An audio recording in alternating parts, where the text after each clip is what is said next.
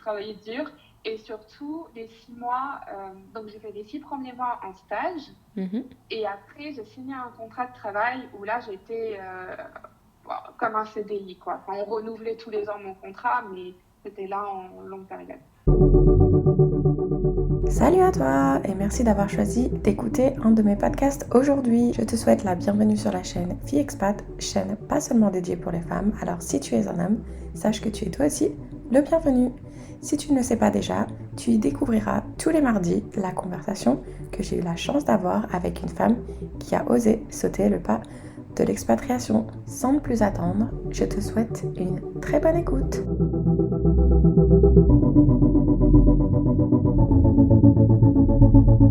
Salut à tous et merci de nous retrouver pour un nouvel épisode de Fille Expat aujourd'hui. Donc, notre invitée d'aujourd'hui a vécu plusieurs expatriations. Donc pour la première fois, nous allons tenter de faire un épisode en 2 parties, histoire de ne pas se mêler trop les pinceaux en termes de pays et de culture. Donc sans plus trop tarder, est-ce que tu pourrais commencer par te présenter en nous disant ton prénom, ton âge et la ville où tu te trouves actuellement? Oui, bah, bonjour Kelly. Donc, je suis Émy, j'ai 30 ans. Et en ce moment, je suis en Normandie, juste à côté de Deauville, parce que j'ai passé les fêtes chez mes parents, Super. comme on est au début du mois de janvier. Et histoire de faire rêver tout le monde, est-ce que tu peux nous dire les 2 pays, enfin j'ai envie de dire même les 3 pays, dont tu vas nous parler aujourd'hui en termes d'expatriation? Alors, on va évoquer mon expatriation en Thaïlande. J'y ai vécu pendant 2 ans quasiment. Et on va aussi parler de mon expatriation en Pologne et en Hongrie. Où là tu fais partie pendant un an si je ne me trompe pas. C'est ça, j'ai passé un an. C'était une année où j'ai divisé la Pologne et la Hongrie. Pour le boulot, je te raconterai comment ça s'organisait. Super. Donc la Thaïlande, je connais un peu, j'y suis allée en vacances, moi en tant que touriste.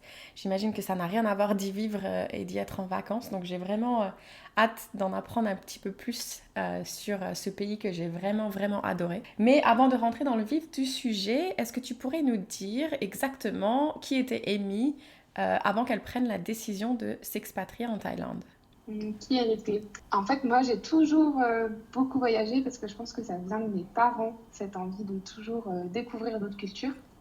Et je suis née à l'étranger parce que mes parents étaient expatriés en Angleterre et ils s'étaient expatriés aux États-Unis aussi avant ma naissance. Donc du coup, j'ai finalement ma première expatriation, c'était ma première année. Et on est rentré en France quand j'avais un an. Et donc, D'accord. du coup, c'était ma première expérience. Et ensuite, j'ai toujours eu ce goût du voyage, poussé, je pense, par mes parents et leur récit de leur propre expatriation. Tous les étés, j'avais beaucoup de chance parce que mes parents m'envoyaient en immersion totale, soit en Allemagne, parce que j'apprenais l'allemand, ou dans des pays anglophones. Donc, Super. en fait, ouais, c'était trop bien. On passait un mois dans des familles d'accueil. Parfois, ça m'arrivait d'aller à l'école, notamment en Allemagne euh, vivre vraiment comme bah, enfin, j'étais accueillie dans une famille avec des enfants de mon âge et on vivait un mois d'immersion totale. Donc je pense que ça a vraiment construit ma personnalité d'être toujours à l'affût de nouvelles découvertes de culture. Puis surtout, j'ai adoré voyager, prendre mes valises et aller découvrir d'autres pays et de m'immerger complètement aussi dans des cultures que je connaissais pas ou avec lesquelles tu te familiarises parce qu'au fil du temps, d'y aller tous les ans, notamment pour l'Allemagne, bah, j'appréciais retrouver les habitudes de pays étrangers. Super. Donc, est-ce que tu Et fais pas, est-ce que tu fais partie de ces enfants qui ont été éduqués en parlant 2 ou 3 langues en grandissant? ouais, ouais. Alors, l'histoire qui est assez marrante, c'est que en rentrant en Angleterre, mes parents se sont dit, ah bah, peut-être qu'elle pourrait être bilingue et parler français et anglais. Et je sais pas, peut-être qu'ils étaient pris par le boulot et puis la vie de tous les jours et ils n'ont pas continué à me parler en anglais. Et puis à l'école, je crois qu'on leur avait dit, ouais, pas trop d'anglais, restez sur juste le français. Et en fait, au primaire, ils m'ont inscrit sur les cours d'allemand parce que j'ai des origines allemandes. Et résultat, j'ai parlé allemand très très bien jusqu'à la fin du lycée et l'anglais pas du tout. Alors que pourtant, c'est une des premières langues avec laquelle j'ai été familiarisée, quoi. Ah, Et ouais, vraiment. Alors du coup, l'allemand, oui. Et je dirais pas que j'étais bilingue, mais tu vois, comme je passais un mois en immersion et j'allais à l'école, donc sans problème, je comprenais tout. Et par contre, l'anglais, c'est arrivé plus tard parce que j'ai fait un stage euh, aux États-Unis et j'avais pas le choix que de parler en anglais. Et par contre, ça s'est débloqué très vite. En quelques semaines, ça y est, je parlais anglais, quoi. Mais toute ma scolarité, je n'étais pas très forte en anglais, bizarrement. Tu fais peut-être pas partie, t'es comme moi, tu dois pas, t'apprends pas sur les bancs de l'école, toi. Il faut que tu sois immersé dans le truc. Ça doit être ça, je pense. Ouais, ouais, en immersion. Et d'ailleurs, on en parlera pour la Thaïlande, mais du coup, je pense que j'ai une facilité à apprendre les langues étrangères dans le pays. Et vraiment, quand tu les écoutes au quotidien, ça arrive vite. Ouais. Génial. Et du coup, t'as fait quoi comme étude?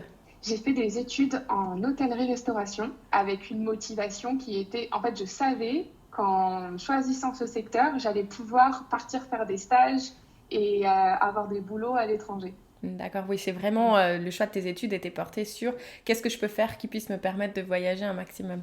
Ouais, ouais, ouais. Il y avait ça et aussi que c'est un métier où on peut vite entreprendre et ouvrir sa propre boutique. Mhm. Ça, c'était mes deux motivations.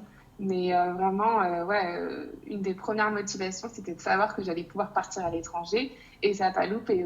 J'ai fait ma première année, c'était 6 mois de cours, et ensuite 6 mois de stage, et je suis partie aux États-Unis Voilà. dès que j'ai pu.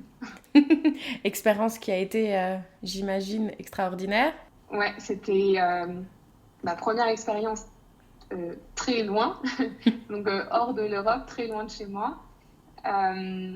Et puis surtout, c'était il n'y a pas si longtemps, mais quand même assez longtemps pour qu'il n'y avait pas les réseaux sociaux. Enfin, il y avait Facebook, mais c'était le début. Mhm. Euh, donc très peu de contact avec la France en fait pendant ces 6 mois. C'était pas facile d'appeler ses parents tous les jours ou d'envoyer un texto, un WhatsApp comme on fait aujourd'hui. C'est clair. Donc ouais, ouais, vraiment première immersion. Et encore, bon, il y avait quand même Skype, il y avait quand même Facebook, mais moins qu'aujourd'hui. Mhm. Donc on se retrouvait vraiment. Moi, je pense que je donnais des nouvelles à ma mère une fois par semaine et rapide, quoi. Ouais, c'est ça. T'es partie en quelle année aux États-Unis? En 2008 ou 2009? 2009. Ouais, moi je suis partie en 2010, donc on est parti à la même période à peu près. On n'avait même pas le 4G Et sur les téléphones. voilà, et tu vois, à cette époque, par exemple, mes parents, ils n'étaient pas sur les réseaux sociaux. Enfin, Facebook existait, mais ma mère, elle n'avait pas un compte Facebook, par exemple. Mhm. Et allumer Skype, c'était toute une entreprise, quoi. Enfin, fallait lui expliquer comment on fait. Excellent. Et du coup, tu rentres des États-Unis, tu as adoré cette expérience. Maintenant, tu parles couramment l'anglais, j'imagine. Je reviens des États-Unis, c'est bon, l'anglais c'est acquis et on n'en parle plus. Ce sera une langue que je parlerai quasiment tous les jours parce que après, dans les études en hôtellerie, rapidement, je me suis retrouvée dans des classes internationales où en fait, beaucoup de cours étaient en anglais. Donc, merci cette expérience aux États-Unis. J'ai Mhm. pu poursuivre mes études et faire des études d'hôtellerie internationale. Génial. Et là, comment t'es venue cette idée de vouloir t'expatrier en Thaïlande? Alors, pas du tout pour le pays. En fait, pas du tout. C'était plus pour l'opportunité professionnelle. Donc, j'étais en bachelor ou en licence en hôtellerie. On avait un stage de fin d'année. Et ah oui, voilà, il y avait une copine qui revenait de Thaïlande et qui m'avait expliqué qu'elle avait participé au projet d'ouverture d'un hôtel 5 étoiles dans Bangkok. Un nouveau concept, hyper sympa et tout. Et là, je dis, OK, moi, je veux aller dans cet hôtel qui n'avait pas tout à fait ouvert, quoi. J'arrivais pour faire l'ouverture. Et donc, je ne savais pas du tout. Déjà, bon, je savais placer la Thaïlande sur une carte, mais j'avais jamais mis un pied en Asie. L'Asie m'attirait, mais bon, sans plus, quoi. Mhm. Et en fait, je suis allée pour l'opportunité professionnelle. Donc ça, est-ce que c'était toujours dans le cadre de tes études ou t'étais diplômée et là maintenant tu savais que t'acceptais une proposition d'emploi? Comment ça s'est passé? Ça, c'était dans le cadre de mes études. Il fallait que je fasse un stage de 6 mois Ok, pour obtenir mon diplôme. ok. Donc, du coup, je l'ai fait à Bangkok. Et après, en fait, j'ai été embauchée à l'issue de ce stage. Donc, Ok. je suis restée sur mon poste de stage. Est-ce que tu te souviens si c'est toi qui as contacté directement cet hôtel ou si t'es passé par ton ami qui avait travaillé dans cet hôtel? Je suis passée par mon ami. Mhm. Et en fait, l'histoire, c'est qu'on était diplômés, enfin, on terminait les cours au mois de mai. Et il fallait partir en stage dans la foulée. Et en fait, je suis pas partie avant le mois d'octobre. Je sais plus pour quelle raison. Mais en tout cas, pendant tout l'été, j'ai pas décroché de toute façon, moi, je vais partir dans ce stage, travailler pour cet hôtel à Bangkok. Et alors que j'aurais dû chercher un autre stage, parce que c'était hyper important de valider son diplôme avec ce stage, mais je suis partie bosser dans un hôtel en attendant en Normandie. Et j'étais persuadée que de toute façon, moi j'allais terminer à Bangkok, là, dans cet hôtel, il allait me prendre un moment ou un autre. Et donc j'ai attendu que ça se débloque. Et vraiment, j'étais pas. Franchement, Bangkok, j'ai ouvert aucun bouquin sur la ville. Moi, j'étais vraiment focalisée, je veux aller travailler dans cet hôtel. Sans rien Euh, savoir. voilà. Et finalement, donc, septembre, j'étais toujours pas sûre de partir. Et fin septembre, on me dit, c'est bon, tu peux venir, il y a la place pour le stage et tout. Ok, allez, c'est parti, 2 semaines après. C'est parti, ouais. Parce que du coup, est-ce que en termes de visa, ça se passe comment quand tu pars en stage?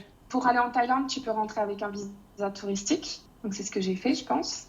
Et après, parce que moi, en fait, c'est le service ressources humaines de l'hôtel qui s'est occupé de tout. Mhm.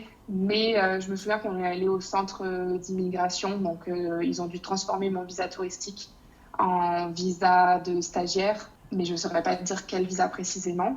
Et moi, je suis très, très nulle en administratif, alors ça m'arrangeait bien qu'ils s'en occupent pour moi. Vraiment, je pense que mettre mon nez là-dedans, ça m'aurait saoulée. Ouais, c'est clair. Et tout le long, je m'en suis pas occupée. Il m'a amené au service d'immigration, et puis mais ce que je sais par contre, c'est qu'ils avaient dû faire les choses nécessaires pour que je n'ai pas à sortir tous les 3 mois du pays, parce qu'il y avait d'autres stagiaires français avec moi qui, eux, devaient sortir du pays et renouveler un visa touristique d'une durée de 3 mois. Ce qui arrive vraiment souvent quand il y a des jeunes qui partent en stage.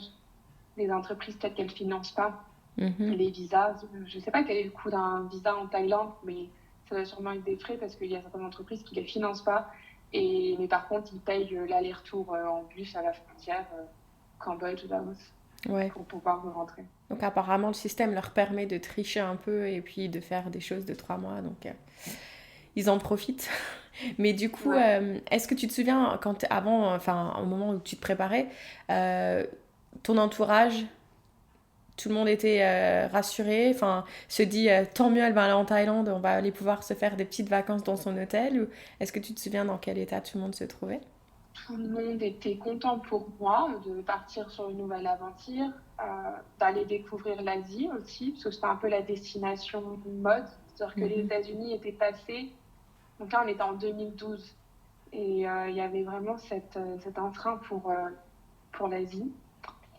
Et oui, alors il y en a beaucoup qui m'ont dit ah trop bien, on va venir. Et je constate qu'il n'y en a pas beaucoup qui sont venus. C'est marrant, enfin, quand on a quelqu'un qui part à l'étranger, on dit toujours ah, on va aller le voir. Et puis finalement, il y a la vie de tous les jours. Et c'est peut-être compliqué de prendre des billets, d'aller voir tous ses potes qui sont en expatriation à droite à gauche. Ouais, c'est pas faux. Mais du coup, ouais, donc toi, c'était quand même, malgré le fait que tu n'avais fait aucune recherche là-dessus, t'étais quand même super excitée de partir à Bangkok. Ouais, j'étais super contente en fait, j'étais super contente de découvrir l'Asie et de rajouter un continent à la liste des pays déjà visités. Donc, mais je partais vraiment sans attente. Juste, bah voilà, à partir du moment où j'ai dit tiens, je vais partir en Thaïlande, t'as toujours des personnes qui reviennent de vacances et qui te racontent ah là, moi en vacances, j'ai mangé ça, j'ai vu ça. Et en Thaïlande, il y a ci, il y a ça, mais sans plus quoi. Enfin, vraiment, je partais sans attente. Oui, et puis toi, Euh, j'ai l'impression que t'es quand même une vraie globe-trotteuse, t'es déjà partie plusieurs fois. Donc je pense que là, c'était juste, ben voilà, je vais redécouvrir un pays, c'est très bien, je suis excitée, je suis contente. Avant qu'on parle de ta réaction une fois que t'es arrivée à Bangkok, parce que pour l'avoir vécu, euh, j'ai hâte de voir comment toi tu l'as vécu. T'étais partie où aux États-Unis? J'étais dans le Connecticut, Ok. juste au-dessus de New York. C'était 45 minutes de New York. Donc t'avais déjà quand même vu une grande ville avec des grands immeubles, un peu la folie. Oui, D'accord. oui. Mais du coup, quand tu arrives à Bangkok, parce que c'est encore autre chose, Ouais. est-ce que tu te souviens de ta réaction? Ouais. Bah, déjà, moi, je me souviens, enfin, ça, c'est un souvenir, j'oublierai jamais, la sensation en sortant de l'avion et en mettant un premier pied sur le tarmac. Oh, il faisait chaud, une bouffée de chaleur. et d'humidité. Mhm. Et puis, ça y est, début d'un nouveau projet, d'une nouvelle vie, nouvelle expérience. Et vraiment, cette sensation de chaleur, ouais, c'est marrant, parfois on garde des souvenirs de sensations, et là, c'était hyper puissant. Et après, dans la ville, je me suis dit, mais quel bazar. Et surtout, c'était crade. Mais c'est ça.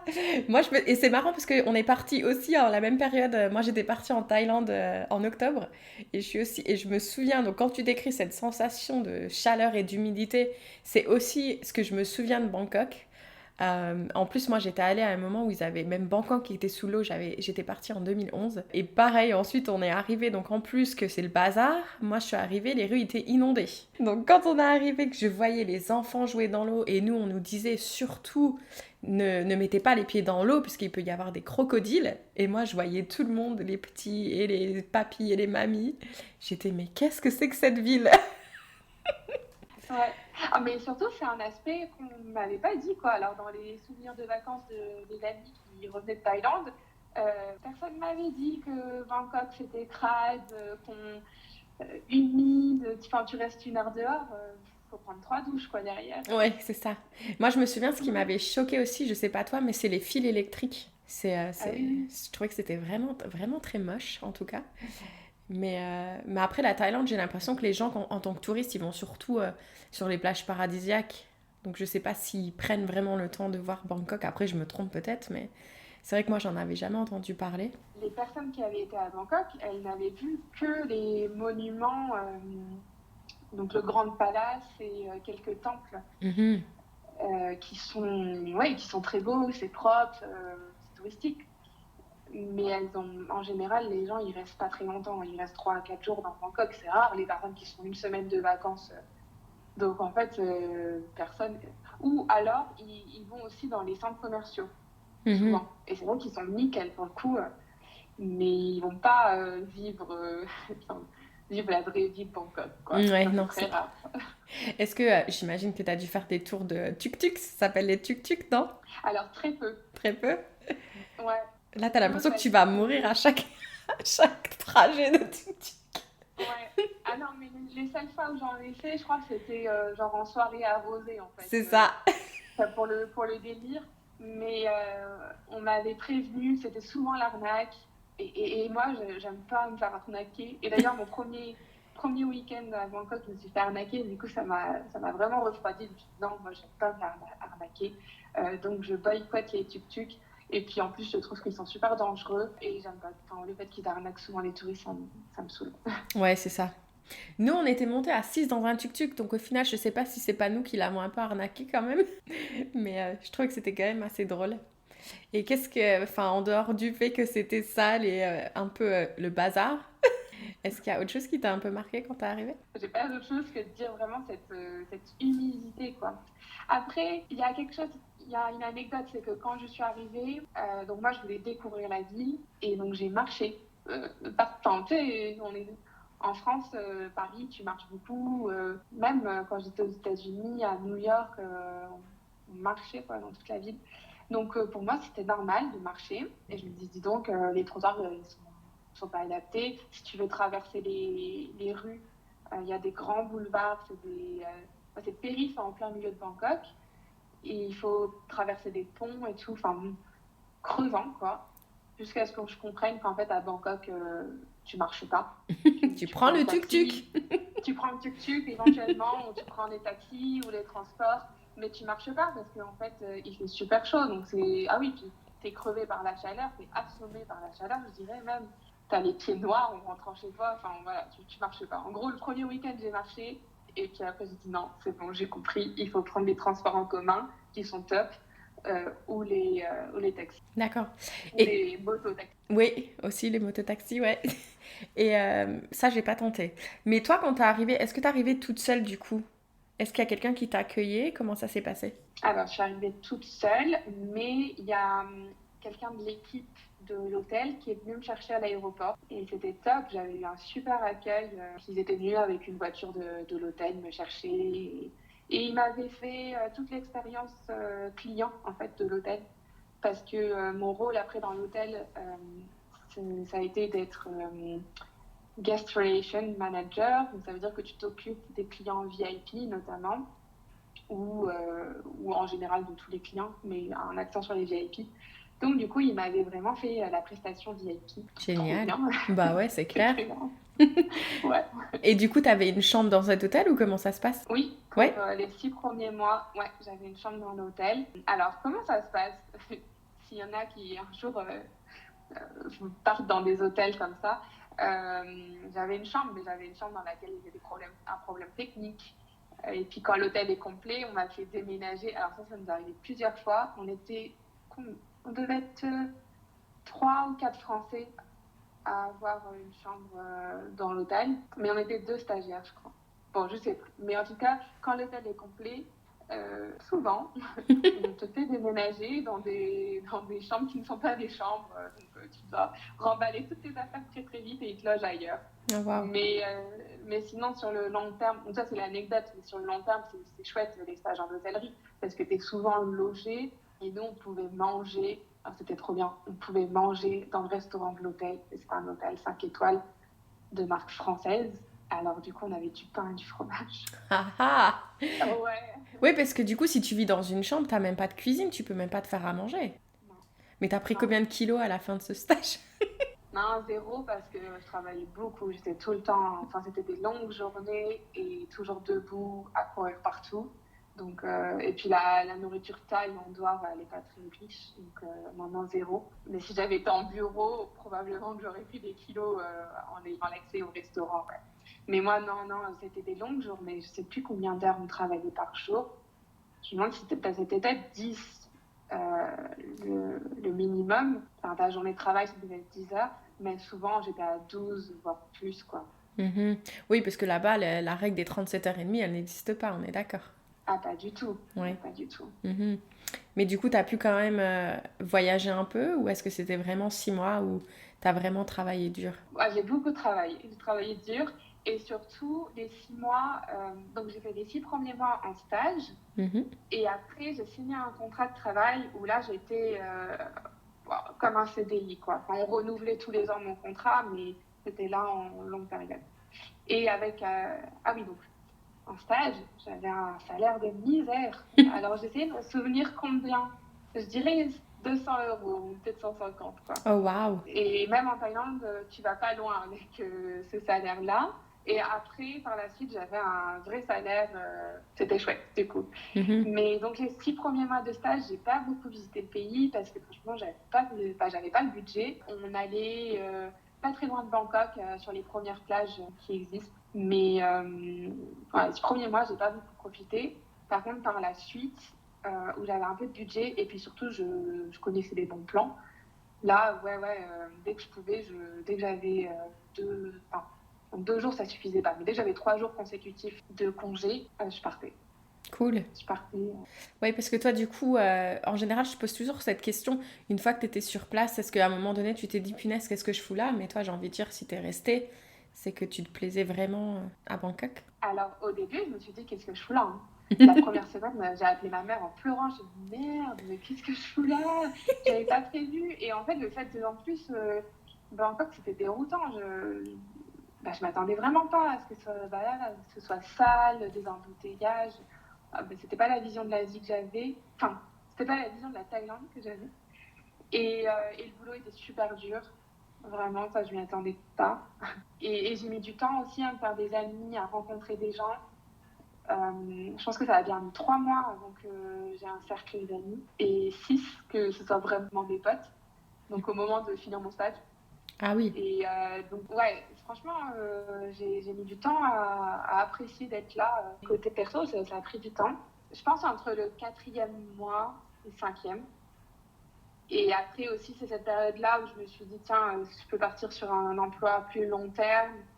Et donc, du coup, je me suis fait à l'idée que j'allais rester plus longtemps et vraiment me dire, ok, j'ai un super groupe d'amis maintenant, ça va bien se passer. Est-ce que tu te souviens si tu avais quelque chose qui te permettait de te raccrocher et te dire non, c'est bon, tiens le coup, tu vas finir par rencontrer des gens, prends le temps et sois patiente? Oui, c'est la fameuse amie qui m'avait parlé de cet établissement hôtelier, Mhm. qui avait son cercle de potes et qui m'avait dit tu vas les rencontrer et ils sont trop cool. Et en fait, c'est juste le concours de circonstances qui a fait que je ne les ai pas rencontrés très rapidement. Parce que dans l'hôtellerie, on travaille souvent le week-end, alors surtout quand tu es la petite stagiaire qui vient d'arriver. Et résultat, eux, ils se retrouvaient vendredi soir pour la fiesta et samedi dimanche pour les week-ends à la mer. Et moi, je ne pouvais pas participer pendant longtemps. Donc, ça a pris vraiment du temps pour se faire un vrai cercle d'amis. Mais vraiment, j'avais confiance parce que la personne qui m'avait conseillé donc d'aller à Bangkok m'avait dit t'inquiète pas, tu vas les rencontrer, ils sont géniaux. Mhm. Et aussi, parmi ce petit groupe d'amis, il y avait une personne qui bossait à l'hôtel avec moi. Donc, j'avais quand même une première copine Ah, c'est cool. à proximité. Ouais. Oui, parce qu'en plus, toi, du coup, t'as même passé les fêtes de Noël là-haut. Ouais, j'ai passé 2 années de suite Mhm. les fêtes de Noël. Ouais, en plus, c'était bizarre parce que il fait beau, il fait chaud. Et en face de la chambre d'hôtel, donc la première année, en face de ma chambre d'hôtel, il y avait une patinoire, donc plein de décorations de Noël, des bonhommes de neige et tout. C'était même un peu too much, quoi. Et, on était, il faisait 30 degrés, quoi. Mhm. Ouais, parce qu'ils les faisaient en quoi, leur bonhomme de neige? Non, ils étaient en guirlande, Ah, d'accord. euh, en décoration, quoi. Mais Mhm. vraiment à fond. Bon, ça, c'est une particularité aussi. En tout cas, en Thaïlande, ils adorent fêter les fêtes et tout. Donc, Mhm.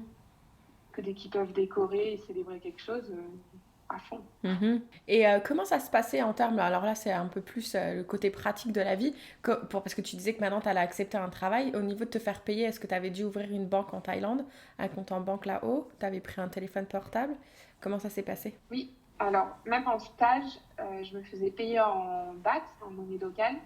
Donc, mon premier jour, je suis allée ouvrir le compte en banque et acheter une carte SIM. Et c'est tout, je crois, en procédure. Alors, ouvrir un compte en banque, ça aussi, c'était une aventure dans un pays à l'étranger. C'était pas la première fois que je le faisais, je l'avais fait aux États-Unis, mais alors là, c'était vraiment. Parce que la banque était juste à côté de l'hôtel, donc ça aurait dû prendre. En 1 heure, ça aurait dû être plié. Mais ils n'avaient pas de carte de crédit disponible. Du coup, j'ai dû aller dans une autre banque. Et là, la seule carte de crédit disponible, c'était une carte Hello Kitty. Et, en vrai, ça ne me dérangeait pas. Je me suis dit, allez, si ça prend, il n'y a pas de problème. Super kitsch, mais c'est pas grave. Ouais. Et je crois que sinon, ils avaient Angry Bird et ouais, non, ils avaient voilà, des trucs un peu Angry Bird et Hello Kitty. Donc j'ai quand même pu choisir, tu vois. J'ai dit bon, bah, Hello Kitty. Et du coup, je me suis baladée pendant 2 ans avec une carte Hello Kitty. Voilà. Génial. L'anecdote. Et donc toi du coup, donc t'es resté 2 ans. Est-ce que t'as goûté des insectes en 2 ans? Oui. Oui, t'as goûté? Ah, j'ai pas osé moi. Ah oui, oui. Mais pas tous quand même. Mais j'ai goûté les. Je sais plus ce que c'était. Genre des scorpions, on aurait dit. Mais Mm. carbonisés. Enfin, en gros, c'est comme des chips, Mais c'est quoi. ce qu'on n'arrêtait pas de me dire, mais goûte, ça, c'est comme des chips, mais rien que de les voir, moi, c'était pas possible. Mais Ouais. par contre, je me souviens que j'avais été visiter le Triangle d'Or. Et malgré le fait que j'étais quand même dans un hôtel, bon, c'était pas un hôtel 5 étoiles, mais c'était quand même un hôtel assez bien. Je me souviens avec mon ami, il y avait des cafards, ils étaient énormes. Et là, honnêtement, si tu me donnais un billet d'avion pour rentrer en France, je serais rentrée tellement j'avais peur, quoi. J'étais, mais c'est pas possible. Est-ce que toi, t'as été affrontée à ce genre de situation Ah oui, oui. Ah, mais Mhm. les cafards, pourtant c'était un hôtel neuf, avec beaucoup de chambres occupées, donc ça veut dire que tu nettoies. Enfin, tu sais, parce que parfois tu as des logements où il n'y a personne qui habite pendant longtemps, donc ça peut arriver. Mais alors oui, d'ailleurs j'ai une histoire rigolote. Euh, Comme je te disais, je m'occupais des clients VIP et je reçois un appel. Vite, vite, montez dans la chambre, il y a un problème, vite. J'arrive dans une chambre, donc monsieur, je peux vous aider. Et c'était un monsieur un peu baraqué et tout, enfin, genre, voilà quoi. En plus, moi, j'avais quel âge? J'avais 22 ans, j'étais Mhm. une jeunette quoi. Et je dis, oui, mais qu'est-ce qui se passe? Je peux vous aider? Et là, il était apeuré et tout. Et en fait, il y avait un cafard. Et, euh, et du coup, je n'ai pas eu d'autre choix. Parce qu'on était voilà, dans un hôtel 5 étoiles avec du standing. Je n'ai pas eu d'autre choix que de prendre dans ma main le cafard Ah, mais et non! de vite. vite sortir de la chambre et d'aller le jeter à la poubelle. Et en gardant la face, quoi, parce que je pouvais pas paniquer devant le client. Alors là, respect, hein. Honnêtement, respect. Parce que moi, je me souviens qu'il était même 2 heures du matin et avec mon ami, on était assis sur le lit et on était tellement apeurés que c'était une bataille de qui c'est qui allait tuer ce cafard. Et pourtant, nous, on avait la possibilité de prendre n'importe quelle chaussure et tout ce que tu veux. Mais alors, toi, tu l'as pris dans la main. Franchement, je te dis Ouais. respect. Ouais, moi j'ai pris un mouchoir quand même, mais j'avais littéralement dans la main et il fallait surtout ne pas perdre la face parce qu'il y a aussi cette notion, c'est un client asiatique, il y a aussi cette notion, il fallait pas lui faire comprendre que quand même, ok, on est à leur service, mais bon, demander à une petite jeune, il avait 30 ans de plus que moi, ce monsieur, il était Bah beaucoup oui. plus baraqué, quoi. Enfin, appeler une petite jeune pour le sauver de ce cafard. En plus, limite, il n'était pas en train de sauter sur le lit de peur, quoi. Enfin bon, peut-être qu'il avait une grosse phobie, ça, je m'en souviens plus. Mais ouais, voilà, donc l'anecdote cafard, et ouais, il y a eu régulièrement. Et dans ma chambre, moi, j'avais des. Alors, pas dans la chambre d'hôtel, après, j'ai habité dans un autre logement, et, et j'avais des geckos, je sais pas si tu vois, Ouais, si. c'est des sortes de lézards, mais Mhm. bon, Ça me ils fait font moins pas de peur. mal, hein. Ouais, ça me fait moins Ouais. peur, tu vois. En tout cas, ouais, une chose est sûre pour ceux qui vont en Thaïlande, préparez-vous aux cafards, qui sont très gros et qui avancent très vite. Plein d'animaux, hein, d'ailleurs. Ouais, Enfin, il y a plein d'animaux, enfin, plein d'insectes, en tout cas dans les logements. Moi, j'ai eu des invasions de fourmis, mais ça, c'est tous les gens qui vivent dans des pays chauds connaissent, je pense. ouais. Et donc, toi, si maintenant, moi, je te parle que justement, j'aimerais bien m'expatrier à Bangkok, est-ce que tu aurais des conseils à me donner? Bon, déjà, allez-y, parce que c'est génial. Et le conseil que je donne, c'est de pouvoir profiter de tout ce qu'offre la Thaïlande et les pays autour. Donc, et je crois qu'un conseil que je donnerais, c'est t'y vas dans quelles circonstances et assure-toi que tu puisses te faire plaisir. Parce que les 6 premiers mois où j'avais pas de budget, c'était pas très drôle les week-ends à Bangkok. Une fois que tu as fait le tour, bon. Ouais, c'est clair. Mais si tu y vas et que tu peux voyager autour et profiter et sortir de Bangkok, et là, il y a plein de bonnes adresses, plein de trucs chouettes à faire. Que ce soit de la plage ou des montagnes dans le nord. Ouais, moi, j'avais vraiment adoré, c'était Chiang Rai, je crois que ça s'appelle, qui est pas Chiang très loin de... Rai et Chiang Mai. Ouais, les deux, ouais, j'avais vraiment, vraiment bien aimé. J'avais pas fait les plages paradisiaques, moi, j'ai fait un tour vers le nord pour rencontrer les différentes tribus. Et c'était vraiment super enrichissant comme voyage. Mais du coup, ouais, en plus, t'as le Laos, t'as le Cambodge, le Vietnam, Bali qui doit pas être très loin non plus. Ouais, Donc, ouais, ça doit ouais, être frustrant si t'as pas d'argent et que tu restes dans une grande ouais. ville telle que Bangkok. Et un autre conseil aussi que je donnais souvent, c'est si vous aimez les massages, il faut en abuser, quoi, parce que c'est le paradis pour ça. Les quoi? Et moi, les massages. Ah, les massages, ouais. Et en plus, je trouve que ça te garde en forme. Parce que pour le coup, je travaillais vraiment dur. Enfin, je travaillais en talons toute la journée, debout, des journées de plus de 12 heures. Et j'étais en. Bon, après, j'étais jeune, on va me dire 22, 23 ans, mais en forme, quoi. Et je suis sûre, par contre, le massage, parce que même si on a un petit budget, il y en a plein partout, donc juste le standing du lieu où on va changer.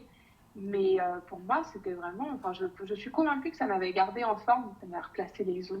Ouais, bah C'est parfois oui. c'est un peu violent. Moi, je me souviens que tu pouvais avoir un massage, je crois que ça coûtait même pas 5 euros ou un truc comme ça pour 1 heure, où ils te montent dessus. Enfin, c'était un truc de folie. Oui, oui, oui. Ouais. Et après, il y a, parce que souvent, on n'aime pas les massages qui font mal. Et c'est vrai que le Thai massage, il est brut. Mais on peut commencer par d'autres plus doux. Et c'est trop chouette, quoi, enfin, de pouvoir se faire chouchouter comme ça Mhm. à si petit prix. Mais Génial. rien que pour. Ah ouais. Et donc, si aujourd'hui, donc tu dois, comme je sais que tu écoutes mes podcasts, je sais que tu t'attends à cette question. Si Amy d'aujourd'hui rencontrait Amy qui allait partir pour ce stage qui était tellement décidé à partir là-haut que c'était Bangkok ou je ne pars pas, est-ce que tu lui passerais un petit message? Oui, renseigne-toi sur la ville et le pays, quoi. Parce que franchement, j'y repense, j'ai eu de la chance parce que ça m'a plu, mais j'ai débarqué sans connaître, quoi. Vraiment. Donc, ouais, de se renseigner. Un Se minimum, quoi. renseigner un minimum. Ouais. Mais surtout que toi, tu avais ton ami à qui tu pouvais poser toutes les questions que tu voulais. Oui, mais ça m'a pas traversé l'esprit, en fait. D'accord. Moi, tu vois, je partais pour le job et je pensais que peu importe où je fais ce job, de toute façon, ça va être trop cool. Euh, oui, mais j'aurais peut-être dû quand même me renseigner un peu plus sur la ville. Mhm. Non, c'est clair. Mais bon, c'est ça l'aventure aussi. En tout cas, merci Amy de nous avoir fait découvrir un petit bout de la Thaïlande aujourd'hui dans cette partie 1. Donc, je le rappelle, Amy ne nous dit pas au revoir car en fait, il va y avoir un deuxième épisode qui va suivre où elle va nous parler de son expatriation en Europe de l'Est. Malheureusement pour elle, vous verrez que cette deuxième expatriation ne va pas tout aussi bien se dérouler et qu'elle va devoir se résoudre à rentrer en France. Voilà, je vous retrouve la semaine prochaine. À très bientôt!